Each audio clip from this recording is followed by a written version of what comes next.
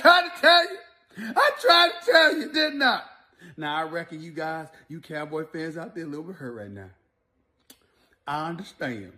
Because over the last couple of weeks when y'all won some games, y'all ignored that sub 500 record. You ignored that porous defense. You ignored all of it. Because you said, hey, even though it's the NFC least, it's still a division. And as a result, we going to end up in the playoffs. That's what you thought, didn't you? That's what you thought, didn't you?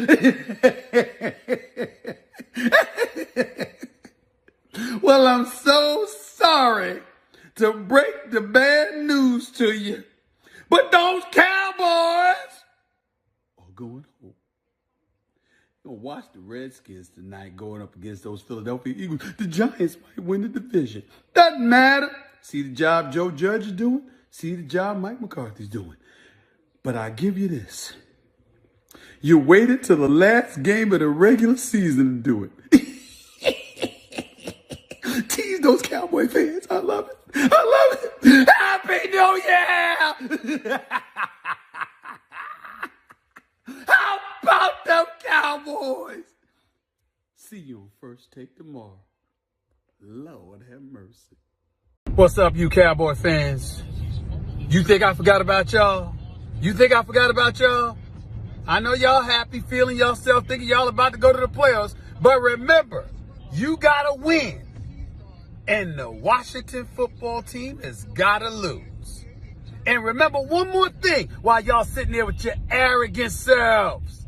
What can go wrong will go wrong. Whoa!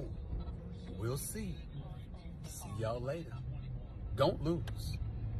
Don't miss the playoffs on the last game of the regular season. Don't you do it. Otherwise, you do not want to see me tomorrow. I'll be back off vacation on First Take, by the way. Oh, you don't want to see me tomorrow if y'all lose out on getting to the postseason. Trust me. 19 was the final score. This is the first word presented by Dr. Pepper, and what will be the final first word presented by Dr. Pepper here in 2020 as the Dallas Cowboys fall to the New York Giants. They fall to 6-10 on the season and are officially eliminated from playoff contentions, where you've got a lot to react to. Let's just say the least in that fourth quarter and even a second half comeback after a very slow start from the Dallas Cowboys. But to break it down, I'm joined by a trio of former Dallas Cowboys: Barry Church, Isaiah Stanback, and Nate Newton. Isaiah, and I want to start with you on that far side over there because there's a lot to talk about whenever it comes to some of the decision-making down the stretch. Lots of close calls. Could have been bang-bang on a couple of them. But I want to start on the 4th down and 1 from the 39-yard line that was not challenged flip that before then. I want to go to the no challenge on the Pettis catch, no catch, and what you thought about that decision that led to the final field goal that ultimately ended up being the game winner.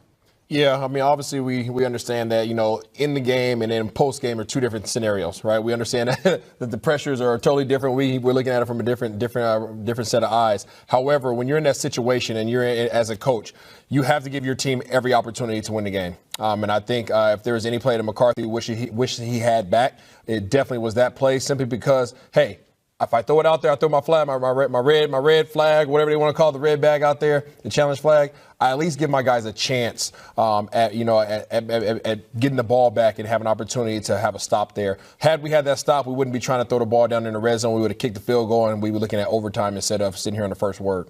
It's a lot of things leading up to that. Leonard Williams had a nice day, the defensive tackle for the New York Giants. But I tell you, man, you got people upstairs looking at that. It could have been, trying to tell them, hey, coach, make the call or don't make the call. So it's a lot goes into that. So I don't know what he was thinking, but it was a major move. Yeah, it was a major move, and it was a big part of this game. I mean, look, if we challenge that and it ends up being an incomplete pass, I think they're out of field goal range. They punt the ball, and like you said, we're not, setting 5 wide receivers out in the red zone trying to throw the ball.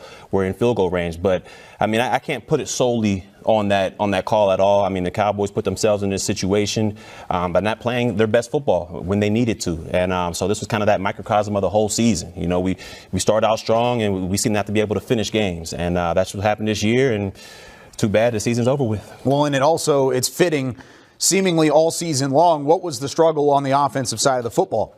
in the red zone. It was always the red zone where the Cowboys ultimately struggled, and, well, it came down to a red zone stand for New York and a pick of Andy Dalton. Xavier McKinney coming up with the interception, the rookie out of Alabama, really kind of sealed the deal. Then the Cowboys had an opportunity late when Wayne Gallman Jr. fumbled the football, but there were multiple opportunities to close out a Giants team that just has not been very good. You give up 20 points in the first quarter to a team that has struggled to hit 20 points all season long. What did you think about the defense today, Isaiah, and how the Cowboys really kind of struggled from the get-go? Yeah, the defensive side of the ball, I thought we played very soft in terms of our coverage. Our defensive line did not have a big enough presence. They were able to run the ball when they wanted to. And then in the passing game, Sterling Shepard was completely destroying us. I mean, he was just running whatever routes he wanted to. With our soft coverage, it almost appeared as if they were running routes on air, which is what you do in pregame when it's just you guys play and catch. And you talked about that last little series down there in the red zone for our offense. That was just all out bad. We had a misassignment there, which allowed big Leonard Williams to again come in there and get another big play. You know, we talk about it, and we saw how at the beginning of the season, the penalties at the wrong time, the turnovers, all of these things. Today it showed back up again. We get them off the field, we come up with a Jordan Lewis bad move. I mean, you go up and just butt a man in the head. You know, instead of you playing smart, it's all right to talk a little noise and to get up on somebody, but to butt a man and give a guy a first down for them to go down and score, you have to be smarter than that. Yeah, you got to be smarter than that. And as a whole, I got to say, I'm pretty disappointed with the way the secondary played out there today. You know, this winning streak they had, these 3-game winning streak, everything was kind of bottled in. They didn't let anything get over the top of their heads. And today it was the complete opposite. I mean, Darius Slayton had his way out there. And as you mentioned, Shepard, I mean, he was routing up anybody that tried to cover him. AB tried to get up on him. You know, Wilson, all those guys tried to, but they just couldn't contain this guy. Daniel Jones went out there and did what he had to do. He was not a turnover machine like we thought we were going to get in the pregame, but overall, man, the secondary just didn't come to play, and as a whole, the defense didn't either. Well, he still gave you a couple opportunities, through an interception and then had the fumble on the handoff to Gallman early in the game. But when it comes to emotional games and playing like this for a play-in type of scenario, but is there any kind of, I guess, pushback, you would say, from a Cowboys standpoint in playing in these big